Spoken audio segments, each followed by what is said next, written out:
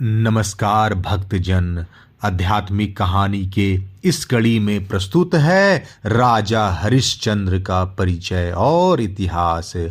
आज तक हिंदुस्तान की पवित्र भूमि पर कई महापुरुषों ने जन्म लिया, जिन्होंने अपने प्रखर व्यक्तित्व से पूरे दुनिया को जीवन जीने का एक नया आयाम सिखाया है। भारतीय इतिहास में एक ऐसे ही महान राजा हरिश्चंद्र, जिन्होंने पूरे मानव संप्रदाय को सत्य के पथ पर चलने के लिए उत्साहित किया है। महाराजा हरिश्चंद्र अपने सत्यवादी विचारधारा के लिए जाने जाते हैं, जो अपने पूरे जीवन में कभी भी सत्य के पथ से नहीं डगमगाए। इतिहास में राजा महाराजा तो बहुत हुए होंगे, लेकिन महाराजा हरिश्चंद्र के जैसे आज तक कोई नहीं हुआ है। आज भी जब कभी सत्य का उदाहरण देना होता है तो लोग हमेशा हरिश्चंद्र जी की ही बात करते हैं। महाराजा हरिश्चंद्र रघुवंशी थे। रघुवंशी को दूसरी भाषा में इक्ष्वाकु वंशी और सूर्यवंशी के नाम से भी जाना जाता है। राजा हरिश्चंद्र जी ने अपने पूरे जीवन काल में बहुत कष्ट सहे हैं, लेकिन फिर भी उन्होंने कभी सत्य के पथ को नहीं त्यागा। उन्हें विशेषकर हिंदू धर्म में काफी मान्यता दी जाती है, जिसके वे हकदार भी हैं। हिंदू धर्म के कुछ विशेष ग्रंथों में महाराजा हरिश्चंद्र का उल्लेख मिलता है। सत्य मूर्ति राजा हरिश्चंद्र हमेशा धर्म का पालन करते थे। वे बहुत शक्तिशाली और दयावान सम्राट थे, जो अपनी प्रजा के साथ हमेशा एक पिता की भांति न्याय करते।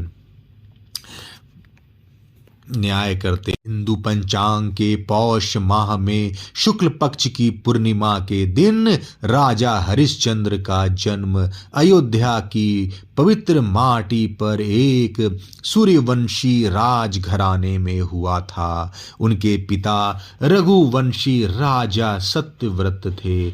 बचपन से ही हरिश्चंद्र बड़े ही पराक्रमी थे।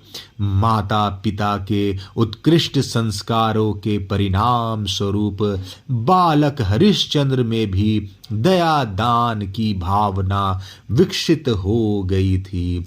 जब राजा हरिश्चंद्र ने राजपाठ संभाला तो उन्होंने राजसूय यज्ञ करा करके चारों दिशाओं में अपना परचम लहराया था। वह समय था जब अखंड भारत में ऐसा कोई राजा नहीं बचा था जो उनकी बराबरी कर सके। राजा हरिश्चंद्र का विवाह राजकुमारी तारामती से हुआ था। विवाह के पश्चात तारामती और राजा हरिश्चंद्र को बहुत लंबे समय तक संतान की प्राप्ति नहीं हुई थी। राजा अपने कुलगुरु महर्षि वशिष्ठ जी के पास संतान प्राप्ति का आशीर्वाद लेने गए थे, जहां महर्षि वशिष्ठ ने उन्हें संतान प्राप्ति का एक उपाय बताया। महाराज हरिश्चंद्र ने अपने कुलगुरु के आदेशानुसार जलदेव वरुण जी की आराधना प्रारंभ कर दी। राजा के कर्म निष्ठा से प्रसन्न होकर भगवान वरुण ने उन्हें संतान प्राप्ति का आशीर्वाद दिया। राजा हरिश्चंद्र और उनकी पत्नी तारामती को पुत्र प्राप्ति हुई, जिसका नाम रोहताश्व रखा गया। ऐसा कहा जाता है कि एक बार स्वर्ग लोक में सभी देवताओं और ऋषियों के बीच यह विचार विमर्श किया जा रहा था कि मृत्यु लोक से किस प्राणी को स्वर्गलोक में स्थान दिया जा सकता है। देवताओं के राजा इंद्र देव की राज्यसभा में महर्षि विश्वामित्र तथा महर्षि वशिष्ठ जैसे कई तेजस्वी महान आत्माएं उपस्थित थे। महर्षि वशिष्ठ जी ने धरती लोक से महाराज हरिश्चंद्र को स्वर्ग के पात्रता के लिए अपना मत रखा, लेकिन महर्षि विश्वामित्र ने इसे स्वीकार नहीं किया। महाराज स्वीकार नतीजा यह निकला कि यदि राजा हरिश्चंद्र सच में स्वर्गलोक की पात्रता पाने के लिए सक्षम है तो उन्हें परीक्षा देना होगा। महाराज हरिश्चंद्र की जीवन कथा बेहद प्रेरणादायक है। महाराज हरिश्चंद्र और महर्षि विश्वामित्र जी की वह कहानी जो पूरे विश्व में प्रख्यात है, उसे सभी को एक बार जरूर सुनना चाहिए, क्योंकि इससे हमें न केवल जीवन का असली अर्थ मालूम पड़ता है बल्कि धर्म को समझने में भी सहायता मिलती है। एक बार राजा हरिश्चंद्र के सपने में गेरुआ वस्त्र धारण किए हुए एक साधु आए, जिन्होंने सम्राट से उनका पूरा राजपाठ दक्षिणा में मांग लिया।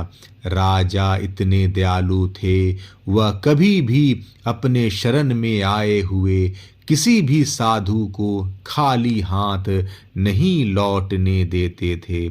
इसलिए राजा हरिश्चंद्र ने अपना पूरा राज उन साधु के नाम कर दिया।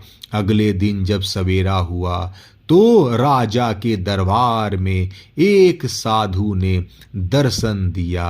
महाराज हरिश्चंद्र को उस साधु ने अपना सपना याद करवाया, जिससे उन्होंने अपना सारा राजपाट साधु के नाम कर दिया था। जैसे ही हरिश्चंद्र जी को अपना सपना स्मरण हुआ तो बिना किसी देरी के उन्होंने हामी भरी और अपना विशाल राज उस साधु के नाम कर दिया। दरअसल साधु के वेश में वह महात्मा और कोई नहीं बल्कि स्वयं महर्षि विश्वामित्र थे, जो राजा हरिश्चंद्र की परीक्षा लेने आए थे। इसके आगे साधु ने राजा से दक्षिणा की मांग की।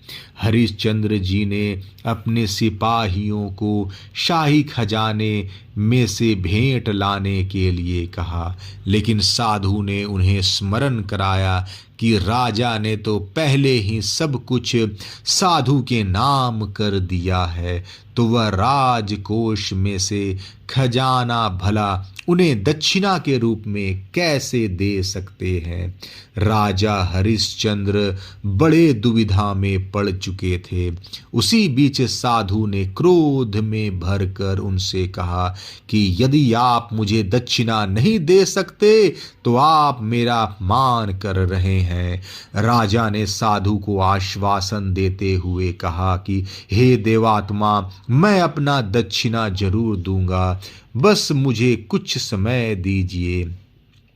इसके बाद महाराज अपने पत्नी और पुत्र के साथ राज्य को छोड़कर पावन नगरी काशी में चले गए।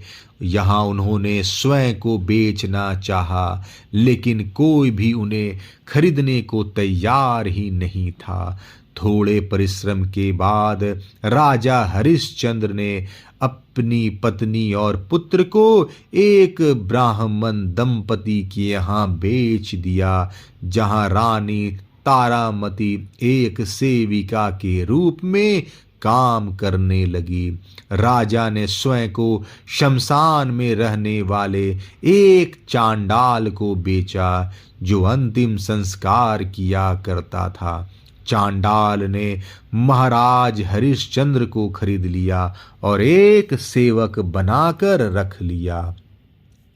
महाराज ने कैसे भी स्वयं तथा अपनी पत्नी और पुत्र को नीलाम करके दक्षिणा इकट्ठा किया, जिससे उन्होंने साधु को दक्षिणा चुकाया। सब कुछ ठीक चल रहा था, लेकिन एक दिन जब रोहताश वन में भगवान की पूजा के लिए पुष्प इकट्ठा कर रहे थे, तो उसे एक सांप ने डस लिया, जिसके बाद वह मूर्छित हो गया। तारामती अपने मूर्छित पुत्र को लेकर चारों ओर मदद की गुहार लगा रही थी, लेकिन तब तक रोहताश की मृत्यु हो चुकी थी। तारामती अपने पुत्र के मृत शरीर का अंतिम संस्कार करने के लिए शमशान पहुंची, तो वहां उनकी मुलाकात अपने पति राजा हरिश्चंद्र से हुई। तारामती ने पुत्र की मृत्यु की बात बताई और बताया कि उनके पास शमशान कर चुकाने के लिए कुछ भी नहीं है, लेकिन फिर भी राजा हरिश्चंद्र जी अपने मालिक के प्रति वफादार रहे और बिना शमशान कर चुकाए अपने खुद के पुत्र का अंतिम संस्कार करने से इनकार कर दिया। विवश होकर तारामती ने साड़ी का आंचल फाड़कर शमशान कर चुकाने का निश्चय किया।